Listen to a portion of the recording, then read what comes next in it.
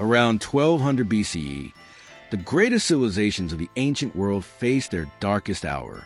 From the Aegean Sea to the banks of Nile, mighty empires that had flourished for centuries began to crumble. Cities burned, trade networks collapsed, entire peoples vanished from history. The culprits behind this catastrophe? A confederation of maritime raiders known to history only by the name given to them by their victims, the Sea Peoples. For over 3 millennia, their identity has remained one of archaeology's greatest mysteries. Who were they? Where did they come from? And how did these mysterious invaders bring an entire age to its knees? To understand the magnitude of what the Sea Peoples destroyed, we must first understand what the Bronze Age Mediterranean had achieved. This was a world of unprecedented interconnection and prosperity. By 1400 BCE, a complex web of trade routes connected civilizations from Spain to Mesopotamia. Tin from Cornwall mixed with copper from Cyprus created the bronze that gave this age its name. Amber from the Baltic reached Egyptian pharaohs. Mycenaean pottery graced tables from Italy to Israel. In Greece, the Mycenaeans built magnificent palaces at Peleset, Tiryns, and Mycenae itself, the legendary city of Agamemnon. Their scribes kept meticulous records in Linear B, tracking everything from livestock to military equipment. To the east, the Hittite Empire controlled much of modern Turkey and northern Syria. From their capital at Atusa, Hittite kings corresponded as equals with Egyptian pharaohs, signing the world's first known peace treaty. Egypt, the most enduring of all Bronze Age powers, ruled from Nubia to the Euphrates. The famous Amarna letters reveal a diplomatic network where rulers addressed each other as brothers and exchanged gifts of gold, horses, and royal daughters in marriage. Perhaps nowhere was this interconnected world more evident than at Ugarit in modern Syria. This cosmopolitan port city was a melting pot where Mesopotamian cuneiform, Egyptian hieroglyphs, and the world's first alphabet all coexisted. Ugaritic merchants traded with partners from Greece to Mesopotamia. But around 1200 BCE, this sophisticated world began to collapse with startling rapidity. Palace after palace went up in flames. The great trade networks that had bound the Mediterranean together for centuries simply vanished. Our first glimpse of Sea Peoples comes from Egyptian records, where they appear not as conquerors, but as desperate migrants seeking new homes. The earliest reference appears in the victory inscriptions of Pharaoh Merneptah around 1208 BCE. The pharaoh boasts of defeating a Libyan invasion, but mentions that the Libyans were aided by foreign allies from the sea. The foreign countries made a conspiracy in their islands. The inscription reads, "All at once the lands were removed and scattered in the fray. No land could stand before their arms." These early Sea Peoples, groups called Alukka, Sherden, Sheklesh, Tertia, and Akawasha, seem to have been probing the wealthy Egyptian delta, looking for weaknesses. Egyptian artists carefully recorded their appearance: feather headdresses, kilts, round shields, and long swords. Some carried distinctive horned helmets. These were not typical Mediterranean warriors of the time. But it was during the reign of Ramesses III, around 1175 BCE, that the Sea Peoples returned in force. And this time, they weren't just raiding, they were migrating en masse. The temple walls at Medinet Habu tell the story in vivid detail. The foreign countries made a conspiracy in their islands. Ramesses III recorded, "All at once the lands were removed and scattered in the fray. No land could stand before their arms, from Hutti, Kode, Carchemish, Arzawa, and Alashia on." This wasn't just a military invasion. Whole populations were on the move. Egyptian artists showed families in ox carts, women and children accompanying the warriors. These were peoples fleeing from some catastrophe, seeking new lands to settle. The climax came in a great naval battle in the Nile Delta. Egyptian records claim total victory, but the images tell a more complex story. The Sea People's ships were advanced designs, and their warriors fought fiercely. Ramesses III named his enemies, the Peleset, Sheker, Sheklesh, Denyen, and Weshish. Some of these names would echo through history. The Peleset may have been the biblical Philistines, while the Sheklesh might have given their name to Sicily. While the Egyptians claimed victory over the Sea Peoples, the archaeological record tells a different story. Across the eastern Mediterranean, the evidence of destruction is overwhelming. At Peleset, in southwestern Greece, the great Mycenaean palace burned so intensely that the Linear B tablets in the archives were baked hard, preserving them for posterity. These final records speak of coastal watchers and preparations for invasion. Troy, the legendary city of Homer's Iliad, shows multiple destruction layers from this period.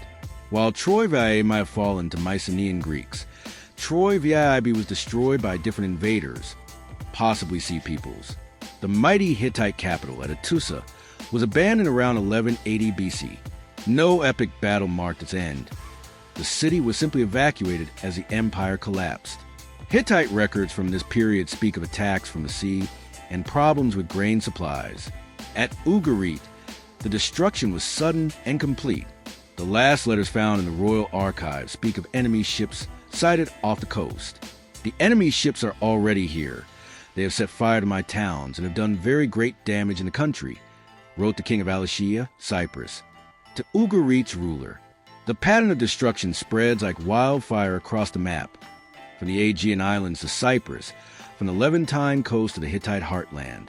Entire regions were depopulated, their sophisticated urban cultures replaced by much simpler, often nomadic peoples. But the Sea Peoples weren't just destroyers. They were also refugees themselves. At sites across the Mediterranean, archaeologists have found evidence of new populations settling among the ruins, bringing with them distinctive pottery styles and burial customs.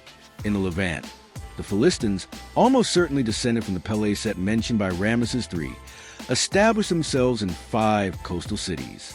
Their pottery shows clear Mycenaean influences, suggesting origins in the Aegean world. In Sardinia, the mysterious Sherden warriors may have given their name to the island. The distinctive Nuragic culture of Bronze Age Sardinia shows evidence of significant changes during this period. For over a century, scholars have debated the origins and identity of the Sea Peoples. The evidence is fragmentary and often contradictory, leading to numerous theories. The most widely accepted theory suggests that many Sea Peoples originated in the Mycenaean world itself. As the palace system collapsed, displaced populations took to the sea, becoming both refugees and raiders. Recent advances in ancient DNA analysis are beginning to provide new insights. Studies of Philistin remains from Ashkelon show European ancestry, supporting an Aegean origin for at least some Sea Peoples groups. Climate studies reveal that the late Bronze Age collapse coincided with severe drought that lasted for decades. Tree ring data from across the Mediterranean shows evidence of this climate crisis, which may have triggered the mass migrations. Some scholars point to natural disasters as catalysts. While the eruption of Thera Santorini occurred too early to directly cause collapse, it may have weakened Mycenaean civilization, making it vulnerable to later crises. The transition from Bronze Age to Iron Age technology may also have played a role. Iron weapons, while initially inferior to bronze, were cheaper produced and more widely available, potentially giving raiders advantages over traditional armies. Modern scholars increasingly favor a systems collapse theory, the idea that the Bronze Age Mediterranean was so interconnected that the failure of one part caused cascading failures throughout the system. The Sea Peoples may have been both cause and effect of this collapse. New archaeological discoveries continue to refine our understanding. Recent excavations at sites like Tel Kabri in Israel and Peleset in Greece are revealing more details about the final days of Bronze Age civilization. The Sea Peoples' impact on history extended far beyond the destruction they caused. In many ways, they were the bridge between the Bronze Age and Iron Age worlds. From the ashes of Bronze Age civilization arose new powers. The Phoenicians, possibly descended from Canaanite refugees, became the great traders of the Iron Age. Their alphabet would spread across the Mediterranean and beyond. In Greece, the collapse of Mycenaean civilization led to a period known as the Greek Dark Ages. But this eventually gave birth to classical Greek civilization that would reshape the ancient world. The Sea Peoples who settled in the Levant became the Philistines of biblical fame, giving their name to Palestine. Their conflicts with the Israelites would echo through religious texts for millennia. Today, archaeologists continue to unravel the mystery of the Sea Peoples. Underwater archaeology is revealing Bronze Age shipwrecks that shed new light on ancient trade and warfare. Genetic studies are mapping ancient migrations with unprecedented precision.